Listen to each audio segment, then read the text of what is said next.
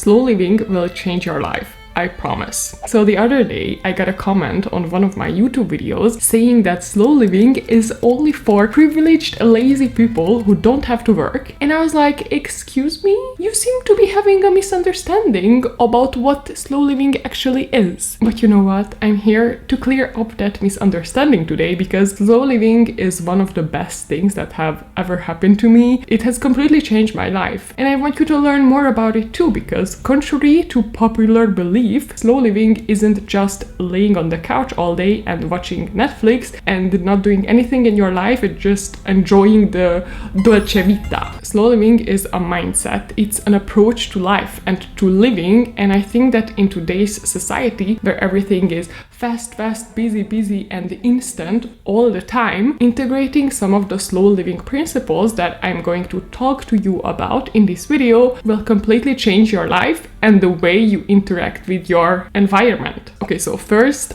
things first. What is slow living and why you desperately need it? According to Wikipedia, which is where I get all of my reliable resources, the origins of slow living can be linked with the Italian slow food movement, emphasizing traditional food production techniques in response to the emergence of fast food during the 1980s and 1990s. Today, slow living can be defined as a lifestyle encouraging a slower approach to aspects of everyday life when it comes to work, consumption, relationships, and self-care. I feel like a lot of people compare slow living to like hygge. I hope I pronounced that word right. I'm sorry, I'm not Danish. Or like the Japanese ikigai, which is, I'm not sure about ikigai, but yeah, maybe hygge. But for me personally, slow living is just more of a way of life that's more about being here in the present moment and enjoying the aspects of your everyday life instead of trying to constantly run away from your life and constantly being caught up in the past or in the future. Slow living for me is just all about being here and enjoying what's here in your life. I think that for a lot of us, the present moment is often a source of unhappiness. I think that a lot of us kind of yearn for a better future, or we tell ourselves that, oh, once I get this job, I'm going to be happy, or once I get into this relationship, I'm going to be happy, or once I get married, I'm gonna be happy, or once I make this amount of money, I'm finally going to feel fulfilled and happy, and I'm going to feel like I made it in life. And I personally had to learn this in a hard way, but the happiness we're looking for in the future never really comes. For the longest time,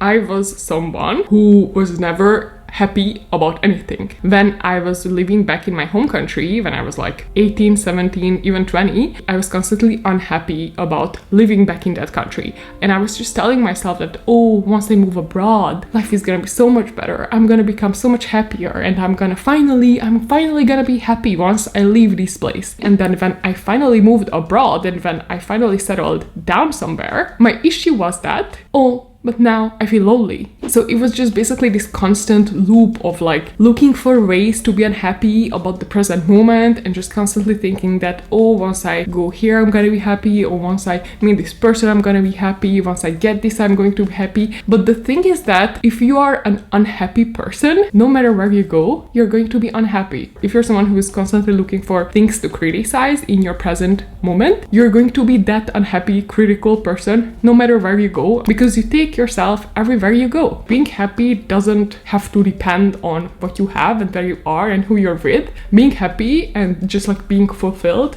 in your own life is a mindset. I'm not saying that you have to like stop working towards better things or that you should stop improving your life, but improving your life and also being happy can exist at the same time. Just because you're working towards the next thing doesn't mean you have to hate your life. Okay, so I already talked about the importance of relaxation and rest when it comes to being productive and being creative, but basically relaxation is the source of creativity and productivity. So recently I came across an essay called In Praise of Idleness that was published by this philosopher called Bertrand Russell. Russell. And in his essay, he basically talks about how we as humans, when we allow ourselves to have more leisure time and relax more and rest more, we actually can come up with so many more creative ideas and solutions to our problems than if we're constantly like overworking ourselves and constantly trying to be productive and working ourselves to the bone. And I think that this is why I like to associate slow living with French living, because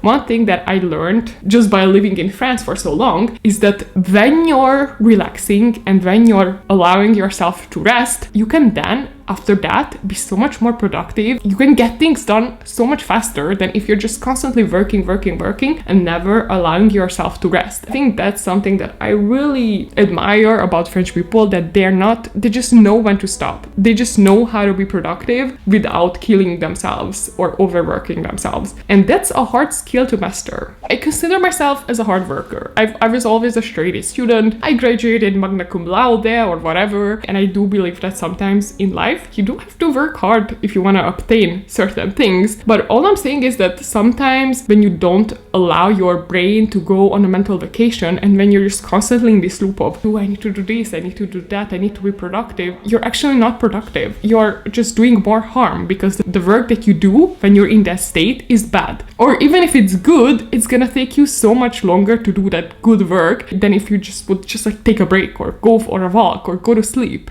And you have certainly heard before that there are even like all of these famous scientists and inventors who were known for taking a lot of breaks. For example, there is Albert Einstein, who was known for taking breaks from all of these theoretical works that he did. Like he would play the violin every time he would feel stuck on a problem. But there's also Steve Jobs, who was known for taking a lot of walks because he genuinely believed that walking helped him clear his mind. I'm not saying that you should be lazing around all day, not doing anything, not getting any work done. I don't do that either. I have 2 jobs. I have this job and I have a 9-to-5 job. I work like 10 hours a day. But even when I have to work 11 or 12 hours a day, I still try to find moments in a day where I just don't think, where I can escape a little bit, where I can just put my mind on a freaking post. Working for the sake of being busy and genuinely producing good work from a place of creativity and innovation are 2 different things. Okay, so third principle of slow living, which is probably the most important one. I mean, I said that for all of them, but this is probably the most important one: self-care.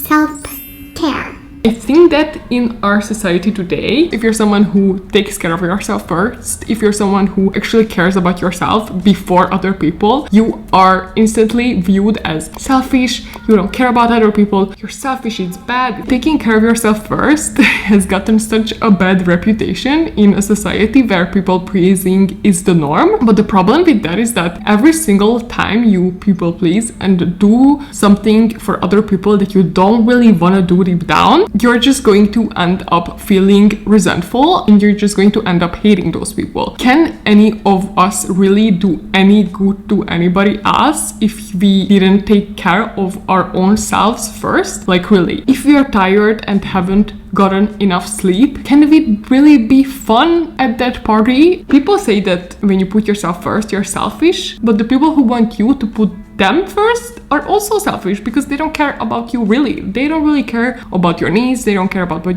you actually want to do. They only care about their own needs and you satisfying their needs. So who is the real selfish one? I wonder. And the other thing about self-care is just taking care of your body daily. We have a million things to do in a day. We have jobs, we have kids, we have family, we have friends, that we completely ignore our bodies and our bodily functions and our bodily needs. I know for myself that when I'm working my 9-to-5, I sometimes don't eat. I sometimes forget to eat lunch or I forgot to drink water, and then 10 hours later, I'm at my desk and I'm feeling dehydrated and I have a headache and I feel like I'm going to throw up or I feel like I'm going to pass out.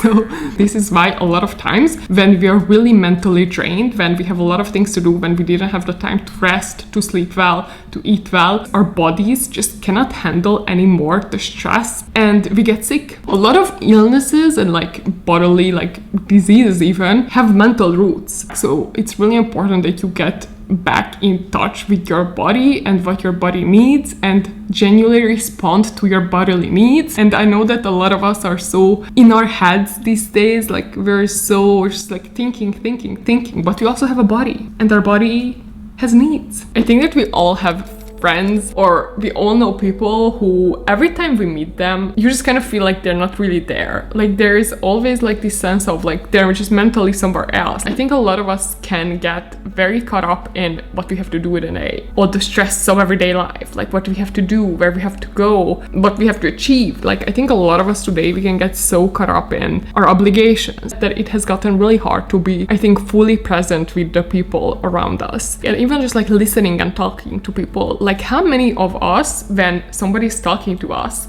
we're just secretly waiting for our turn to talk, and like we just don't even wait for them to finish to talk. We're just like, oh yeah, and this and me and this. It has gotten really hard these days to be really like fully be present with the people around us. But I think is that real connection with the people around us comes from being present. When we're constantly caught up and preoccupied mentally with other things than what is happening in front of us, like when you're with your friends but you're secretly already thinking about where you have to go next, it makes it really hard to connect to people that you're with and to really relate to them and really actively listen to them. Today we are in an age where we are so connected to everything online, but in real life we're so disconnected because we're so caught up in this fake virtual world, and it makes it really hard to make real connections and really build genuine relationships and friendships. And so just know that feeling connected to people and genuinely like relating to someone and building a genuine relationship really only can come from you being really there and being with them 100%. So thank you so much for watching this video. I hope that you enjoyed it, and if you want to learn more about slow living in France, make sure to watch this video next.